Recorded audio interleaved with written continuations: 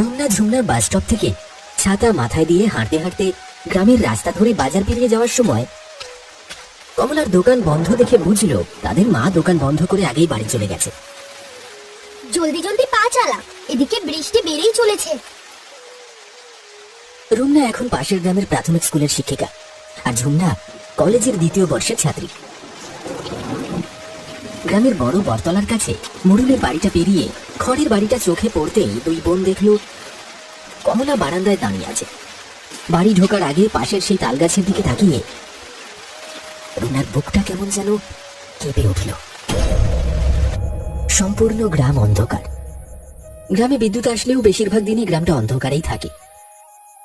কোথাও গাছ পড়ে থাকে বা কোথাও বিদ্যুতের তার চুরি। সেই ঘটনার পর লোক ডাকিয়ে কমলা গাছটা কাটিয়ে ফেলেছিল, কিন্তু ওই কাটা গুঁড়ির পাশ থেকে নিজেই আরো একটা গাছ নিজে থেকে বেরিয়ে বছর কয়েকের মধ্যে বেশ বড় হয়েছে। রুমনা অনেকবার মাকে ওই গাছটাও কাটিয়ে ফেলতে বলেছিল, কমলা সেরকম গা করেনি। যদিও ওদিকে ওরা সচরাচর কেউ যায় না, কিন্তু আজ তাল গাছের নিচে নজর পড়তে রুমনা দেখল গাছের গোড়ার মাটিগুলো কেউ যেন সরিয়ে দিয়েছে। সেদিকে এগিয়ে যেতে গেলে কমলা বাধা দিয়ে বলল, লঙ্কা গাছের চারা পুঁতেছি, ওদিকে যাস না। রুমনা ঘরে ফিরে আসে। মনে পড়ে গেল ছোটবেলায় ঘটে যাওয়া সেই অভিশপ্ত রাতের কথা।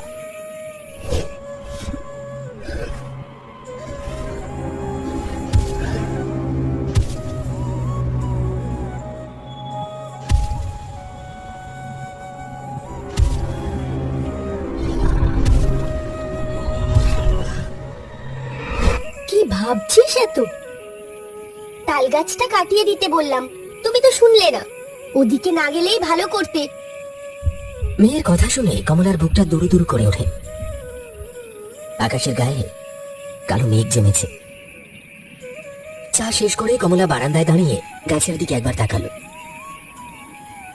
দিগন্ত বিস্তৃত আকাশের গায়ে কালো রঙের গাছটাকে দেখে তার সারা শরীর শিরশির করে উঠল।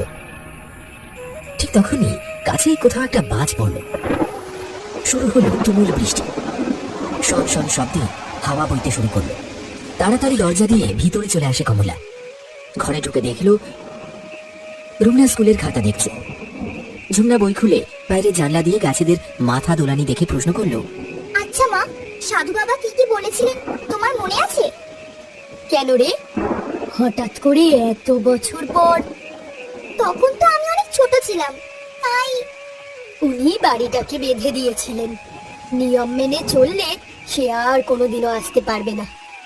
কিন্তু আরো কিছু একটা বলেছিল, যেটা এই মুহূর্তে কমলার মনে পড়ল না। অঝোর ধারায় বৃষ্টি নেমেছে। তাড়াতাড়ি কাজ শেষ করে রাতের খাওয়া সেরে ওরা সবাই শুরু করল। রাত তখন প্রথম প্রহর। বৃষ্টির সাথে ব্যাঙের ডাক, দূরের জঙ্গলের ভিতর থেকে শিয়ালের কান্নার শব্দ ভেসে আসছিল। কালবৈশাখী ঝড়ের বাতাস মধুপুরের বুকে কেঁদে কেঁদে বেড়াতে লাগলো। সেই বাতাসের শোঁ শোঁ শব্দ শুনে কিছুতেই রুমনার ঘুম আসছিল না। হ্যারিকেনের শিখাটা মাঝে মধ্যেই কেঁপে উঠছে। এপাশে ঘুরে দেখল মা আর বোন দুজনেই গভীর ঘুমে। আজ এতদিন পর সেই পুরনো অস্বস্তিটা আবার ফিরে এসেছে। হঠাৎই দরজার বাইরে একটা জলের ছপাত ছপাত শব্দ পেয়ে রুমনা বিছানার উপর উঠে বসল।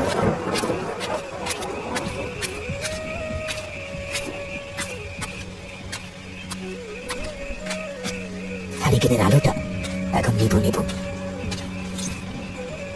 উঠে বসে হ্যারিকেনটাকে একটু বাড়িয়ে রুমনা দরজার সামনে কাঠ হয়ে দাঁড়িয়ে থাকে।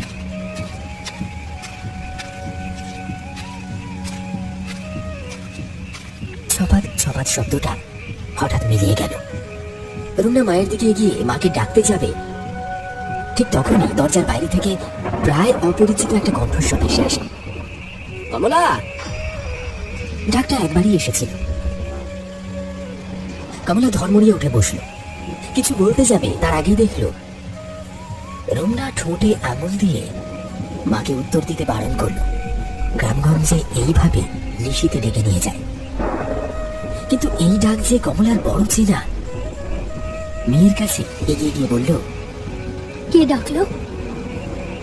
আবার দরজার বাইরে সেই একই আওয়াজ, তবে এইবার আরো দুটো নাম ডেকে উঠল সেই আগন্তুক। রুমনা, ঝুমনা। কমলা আর এক মুহূর্ত না দাঁড়িয়ে তাড়াতাড়ি করে দরজাটা খুলে দিতে ঝোড়ো বাতাস আর বৃষ্টির ফোঁটা এসে ওর মুখে চোখে লাগে। কাছেই কোথাও একটা বাজ পড়ল। সেই আলোতে দরজার বাইরে মনোহরকে দেখে মুখে আঁচল চাপা দিয়ে কেঁদে উঠল কমলা।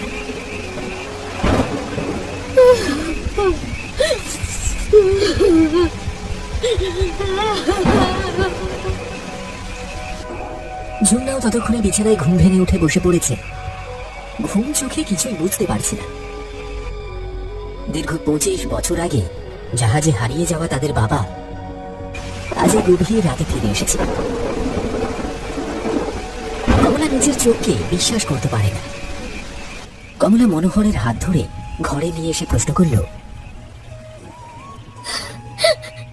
এতগুলো বছর তুমি কোথায় ছিলে?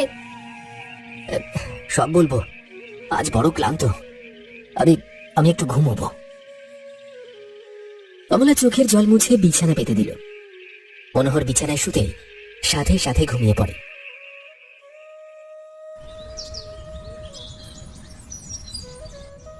পরদিন সকালে রুমনা উঠে দেখল মা বাবা দুজনে বারান্দায় বসে কথা বলছে। তোমার দুই সন্তানকে আমি আগলে বড় করেছি, আর শক্তি নেই, এবার তুমি সব সামলাও। মনোহর পেছন ফিরে রুমনার দিকে তাকিয়ে বলল, আমি এসে গেছি কমলা, তোমার আর কোনো চিন্তা নেই, এবার তুমি বিশ্রাম নিতে পারো। পরের কয়েকটা দিন বেশ আনন্দের সাথেই কাটল। একদিন সকালে মনোহর ঘুম থেকে উঠে বলল, কমলা, এত বছর পর ফিরলাম, বোনকে দেখতে বড় ইচ্ছে করছে, তুমি গুছিয়ে নাও, একদিন থেকে চলে আসবো, ঠিক আছে? এতগুলো বছরে একবারও রুমনা ঝুমনার পিসি ওদের খবর নেয়নি, তাই কমলা যেতে রাজি হলো না। বলল, তোমার যাবার ইচ্ছে হলে যাও। না থাক, পরে কখনো যাওয়া যাবে। হয়তো মনোহর ব্যাপারটা বুঝেছে, তাই কথা পাল্টে সে বলল, আমি বরং যাই, বাজার থেকে একটু মাছ নিয়ে আসি। কিছুক্ষণ পর মনোহর ফিরে এলো হাতে একটা বড় রুই মাছ নিয়ে, যেন জল থেকে সদ্য তুলে আনা হয়েছে। স্বামীকে দেখে কমলা হাসি মুখে প্রশ্ন করল, তুমি এত তাড়াতাড়ি মাছ পেলে কোথায়? এত বড় পাকা মাছ, তাও আবার জ্যান্ত। সামনের নদীর থেকে জেলেরা মাছ ধরে নিয়ে যাচ্ছিল, আমি দেখেই সাথে সাথে কিনে নিলাম। কমলা কিছুক্ষণ চুপচাপ থেকে মাছটা নিয়ে কাটতে বসলো। রান্না বান্না সেরে কমলা তার দুই মেয়ে এবং স্বামীকে খেতে ডাকলো। খাবার সময় কমলা তার স্বামীর খাওয়া দেখে ভাবল, যেন মনোহর কতদিন উপোস দিয়ে আছে, যেন তার পেটই ভরে না। ব্যাপারটা দৃষ্টিকটু হয়ে যাচ্ছে দেখে মনোহর পাতের শেষ ভাতটুকু খেয়ে উঠে পড়ল। রুমনা, ঝুমনা এবং কমলা তিনজনই হতবাক। বিকেল গড়িয়ে রাত নামল। সবাই গভীর ঘুমে আচ্ছন্ন। একটা কিসের শব্দে রুমনার ঘুমটা ভেঙে গেল। সে উঠে বাইরের ঘরে এসে দেখে যে তার বাবা দরজা খুলে বাইরে কোথাও চলে গেল। 7-5 না ভেবে সে আবার গিয়ে শুয়ে পড়ল। আর 2-1 দিন পরে গ্রামে কিছু ভয়ঙ্কর এবং অদ্ভুত ঘটনা ঘটতে লাগলো। গ্রামে রতন মাছ ধরতে গিয়েছিল বড় দিঘিতে, কিন্তু সকালবেলায় তাকে দিঘির পাড়ে মৃত অবস্থায় পাওয়া যায়। কেউ যেন তার ঘাড়টা মুটকে দিয়েছে, দেহ রক্তশূন্য, তার পিঠে একটা ক্ষত চিহ্ন। দিঘির পাড়ে সব লোক জড়ো হয়েছে। রুমনা, ঝুমনাও খবর পেয়ে সেখানে উপস্থিত হয়েছে। হারাধন মুখুজ্জি তাদেরকে দেখে এগিয়ে এসে বলল, কি বুঝছিস রুমনা? আমাদের গ্রামে এরকম ঘটনা আগে কখনো ঘটেনি, ব্যাপারটা সন্দেহজনক। জেঠু, এসব দেখে আমার হাত পা কাঁপছে। ছাড়, এখন এখান থেকে চল, আর এসব নিয়ে ভাবিস না। তারা হাঁটতে হাঁটতে তাদের বাড়ির দিকে এগোলো। বাড়ির সামনে এসে হারাধন বাবু বললেন, চলি রে মা, সাবধানে থাকিস। জেঠু চলো না একটু চা খেয়ে আসবে, বাবা এসেছে জানো। হারাধন বাবু যেন আকাশ থেকে পড়লেন। তাই নাকি? এ তো খুব ভালো খবর। তা আমাকে খবরটা আগে দিসনি কেন? কমলা রান্নাঘরে কাজ করছিল, সেই বলল, ভেতরে আসুন না দাদা, এই যে উনি বললেন যে আপনার বাড়ি যাবে। হয়তো সময় পায়নি, এতদিন পরে বাড়ি ফিরেছে, তা সে কোথায়? একটু বাইরে বেরিয়েছেন। ও, আমি তাহলে আসি, পরে আসবক্ষণ। এই বলে হারাধন বাবু বাড়ি ফিরে গেলেন। সন্ধ্যা গড়িয়ে রাত নামল, কিন্তু মনোহরের দেখা নেই। এত রাত হয়ে গেল, তোদের বাবা তো এখনো ফিরলো না। এদিকে হারাধন বাবু তার স্ত্রীর দেওয়া প্রসাদ নিয়ে রুমনা ঝুমনার বাড়ির দিকে হাঁটা দিল। তাদের বাড়ির কিছুটা দূরে এসে হঠাৎ তার নজর বাড়ির পাশের তাল গাছের দিকে যায়। তিনি দেখেন একটা কালো অন্ধকার গাছের উপরের দিকে নড়াচড়া করছে, আর পলকের মধ্যে সেই অন্ধকার বাতাসে মিলিয়ে যায়। হারাধন বাবু ভ্রু কুঁচকে কি একটা ভাবলেন, তারপর রুমনাদের বাড়ির কড়া নাড়লেন। দরজা খুলে দিল রুমনা। এসো জেঠু। এই নে, তোদের জেঠিমা প্রসাদ পাঠিয়েছে। আচ্ছা, মনোহরকে তো দেখছি না, সে কোথায়? দেখুন না, এত রাত হয়ে গেল, এখনো তো তিনি বাড়ি ফেরেননি। বলতে বলতেই মনোহর বাড়ি ঢুকল। এত দেরি হলো যে, কোথায় গেছিলে? ওই একটু কাজের খোঁজে বেরিয়েছিলাম, তাই দেরি হয়ে গেল। তা মনোহর, কেমন আছো বাবা? ভালো আছি, তুমি কেমন আছো? ভালো আছি, একদিন এসো বাড়িতে। উনি প্রসাদ এনেছেন, তোমাকে দেব? না না, এখন না, হাত পা ধুয়ে আমি খেয়ে নেব। এরপর হারাধন বাবু তার বাড়ি ফিরে যান। রাতে খাওয়া দাওয়া সেরে কমলারা শুয়ে পড়ে। রাত গভীর। হঠাৎ কমলার ঘুমটা ভেঙে যায়। সে দেখে পাশে মনোহর নেই। সে উঠে দেখে বাইরের দরজা হাট করে খোলা। এত রাতে কোথায় গেল? কমলা দরজাটা ভেজিয়ে শুয়ে পড়ে। পরদিন সকালে কমলা দেখে মনোহর বিছানায় শুয়ে অঘরে ঘুমোচ্ছে। সে দেখে হারাধন বাবুর আনা প্রসাদ সেভাবেই রাখা আছে। বেলা বাড়তেই সে দোকানের দিকে এগিয়ে যায়। মোড়ের মাথায় অনেক লোক জড়ো হয়েছে। বটতলায় সবাই মিলে কি নিয়ে যেন বলা বলি করছে। দাদা, কি ব্যাপার? পাঁচু বাবুর ছেলেকে কাল রাত থেকে খুঁজে পাওয়া যাচ্ছে না। রাতে সে বাইরে বেরিয়েছিল কল ঘরে যাওয়ার জন্য, কিন্তু তারপর থেকে সে আর বাড়ি ফেরেনি। কমলার হঠাৎ মনে পড়ে রাতের কথা, তারপর কিছু বলতে গিয়েও যেন থেমে যায়। একটা কথা ছিল তোমার সাথে কাল রাতে। এই বলে হারাধন বাবু ওই তাল গাছে যা দেখেছিলেন সবটা খুলে বললেন। শোনো, তুমি একবার ওই সাধু বাবার কাছে যাও, পুরো ব্যাপারটা খুলে বলো। কমলা ঘাড় নেড়ে দোকানের দিকে এগিয়ে যায়। কদিন এভাবেই কাটলো। সম্পূর্ণ গ্রাম যেন স্তব্ধ। সন্ধে হলে সবাই নিজের বাড়িতে ঢুকে পড়ে। সকাল না হলে দরজা খুলে না। চারিদিকে ভয়ের পরিবেশ। রুমনা ঝুমনার বাড়িতেও একই অবস্থা। এত চিন্তা কিসের, আমি আছি তো। গ্রামে যা ঘটছে তাতে কেউই নিরাপদ নয়, আর তুমি রাতে একা বেরোবে না। কথাটা শুনেই মনোহরের মুখ ছোট হয়ে যায়। পরের দিন বিকেলে কমলা দোকান খুলবে বলে বাড়ি থেকে বের হয়। রুমনাও ততক্ষণে স্কুল থেকে ফিরে এসেছে। আমি আসছি, ফিরতে দেরি হবে।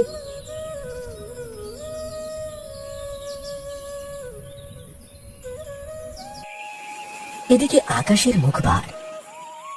কমলার দোকানে আজ অনেক খদ্দের। দুদিন দোকান বন্ধ ছিল, তাই সবাই যে যার মতো প্রয়োজনীয় জিনিস আগে থেকেই তার দোকান থেকে নিয়ে যাচ্ছে।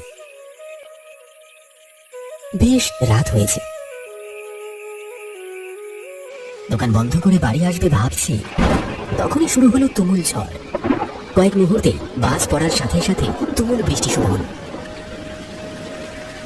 এই দুর্যোগে বাড়ি ফিরবো কি করে? তাড়াহুড়ো করে ছাতাটা আনতে ভুলে গেছি তো। ঝড় বৃষ্টিতে রুন্না ঝুন্না বাড়ির সব দরজা জানলা বন্ধ করে দিয়েছে।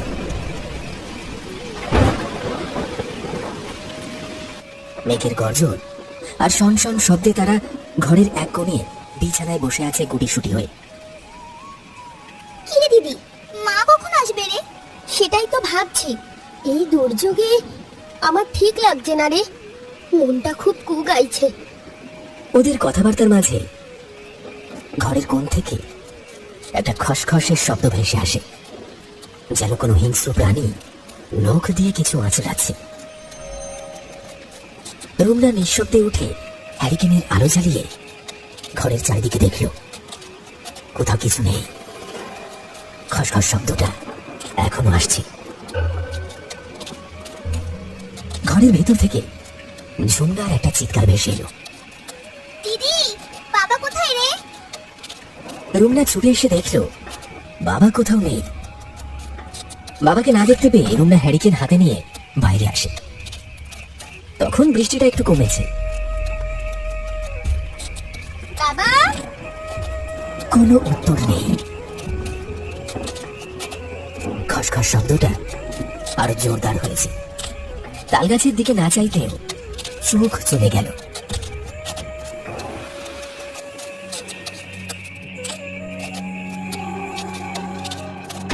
ওদের চোখ তখন ঘরের চালের উপর। ঘরের চালে চার হাত পায়ে ভর করে একটা কালো ছায়ামূর্তি উবু হয়ে বসে আছে। তার চোখ দুটো জ্বলন্ত, মুখের বাইরে থেকে সাদা দাঁত এই অন্ধকারেও স্পষ্ট দেখা যাচ্ছে। হ্যারিকেনটা ভয়ের চোটে পড়ে দিয়ে নেমে গেল। এতক্ষণ চাঁদের মুখে মেঘের আবরণ ছিল। মেঘের আবরণ সরে যেতে ম্লান ঘোলাটে বাঁকা চাঁদের আলোয় যা দেখল, তাতে ভয়ে তাদের বুকটা কেঁপে উঠল। ওরা দেখতে পেল মনোহর চালের উপরে জন্তুর মতো বসে আছে। ঝুমনা চিৎকার করে উঠল, মনোহর খসখসে গলায় বলে উঠল, কে তোর বাবা?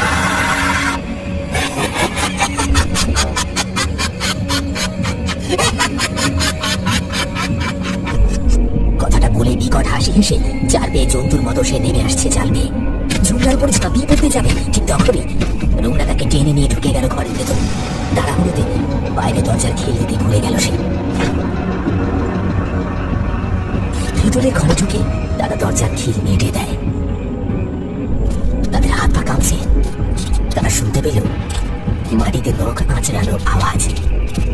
সাথে সাথে রুমনা দরজার ফাটলের মধ্যে চোখ লাগিয়ে দেখার চেষ্টা করলো।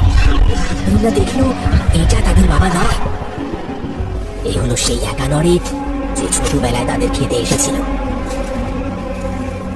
মন, এই সেই একা নরে বাবার রূপ ধরে এসেছে। তার মানে বাবা, এবার কি হবে দিদি?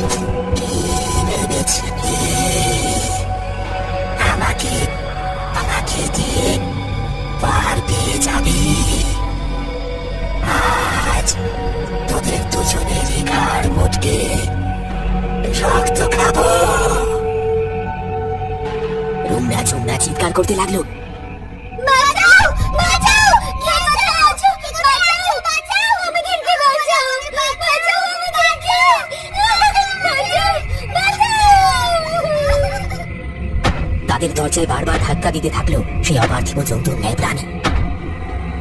রুমনা ঝুমনা ঘরের কোণে বসে ঠকঠক করে কাঁপছে আর মনে মনে ভগবানকে ডাকছে। হঠাৎ তারা শুনতে পেল একটা গুরু গম্ভীর কণ্ঠস্বর, তুই আবার ফিরে এসেছিস। 10 বছর আগে দেখা সেই সাধু বাবা হাতে একটা কমণ্ডলু নিয়ে দাঁড়িয়ে আছে। সাধু বাবার পিছনে দাঁড়িয়ে আছে তাদের মা কমলা এবং সঙ্গে রয়েছেন তাদের পাড়ার জেঠু হারাধন। কমলার চোখে জল এবং মুখ ভয়ে থমথমে।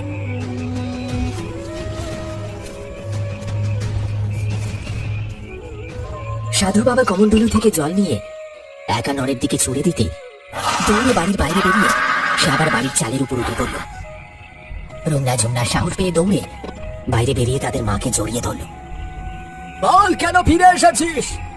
কে তোকে মুক্ত করেছে? এটা এটা আমার জায়গা। এই মেয়ে দুটোর জন্য এই বাড়ি থেকে আমি চলে যেতে বাধ্য হয়েছিলাম, কিন্তু কমলা লঙ্কা গাছ লাগানোর সময় মাটি খুঁড়ে আমায় মুক্ত করেছে। আমি আর এই বাড়ি ছেড়ে যাব না। তোকে ফিরে যেতেই হবে। তুই কে কাউকে কোথাও পাঠানোর? এটা আমার জায়গা, আমি থাকবো। তবে রে, সাধু বাবা হারাধন বাবুকে তাল গাছের নিচে আগুন জ্বালাতে বললেন। হারাধন বাবু কেরোসিন ও কাঠ হাতে এগিয়ে গেলেন তাল গাছের দিকে। সাথে সাথে সেই বিভৎস প্রেত মূর্তি হারাধন বাবুর উপর ঝাঁপিয়ে পড়ে, তাকে এক হাতে ধরে তাল গাছে উঠতে শুরু করলো।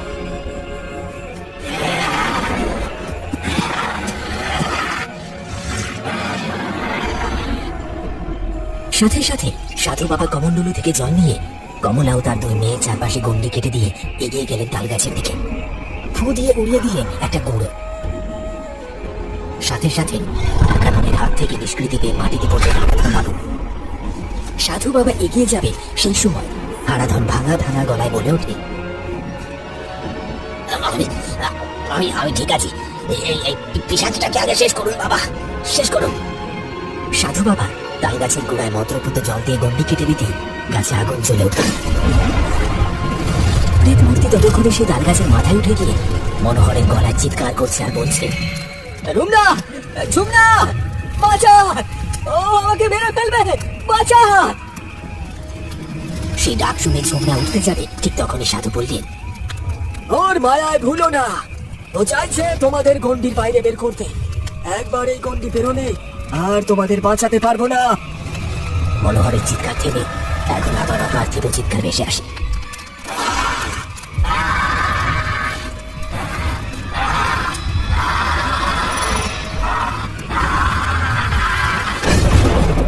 কিছুক্ষণ এই অসম যুদ্ধ চলার পর যখন আগুনটা নিভে গেল, তাল গাছের কালো কাণ্ডটা শুধু দাঁড়িয়ে আছে, তার মাথায় একটা পাতাও নেই। রুমনার দিকে তাকিয়ে সাধু বাবা বললেন, এই গাছের আশেপাশে তোমরা আর যেও না, দরকার পড়লে ওইখানে একটা বেড়া লাগিয়ে দাও, যাতে কেউ আর যেতে না পারে। আমি আগের বার এসে তোমার মাকে বলে দিয়েছিলাম, আমি সাধনায় বসেছিলাম, তখনই কুটিরের বাইরে কমলার গলার স্বর শুনতে পেলাম, আমার মেয়েদের বড় বিপদ, ওদের বাঁচান। তোমাদের দুই বোনকে আগের বার শেষ করতে পারেনি, তাই সুযোগ পেয়ে নিজের রূপে না এসে তোমাদের বাবার রূপ ধরে এসেছিল। তোমার মায়ের সন্দেহ ও গ্রামে ঘটে যাওয়া ঘটনার কথা শুনে দুয়ে দুয়ে চার করে সাধনায় বসে বুঝতে পারি সম্পূর্ণ বিষয়টা। ও অপেক্ষায় ছিল এইরকম একটা রাতের জন্য, যখন তোমাদের মা বাড়িতে থাকবেন না। বাবা, আজ আপনি না এলে আমার মেয়ে দুটোর যে কি হতো। সব সময় মনে রাখবে, সর্বশক্তিমান ঈশ্বরের ইচ্ছেতেই সব হয়, আমি তো নিমিত্ত মাত্র। এই বলে সাধু বাবা চলে গেলেন। আবার দেখা হবে হয়তো কোনো বৃষ্টি মুখর রাতে।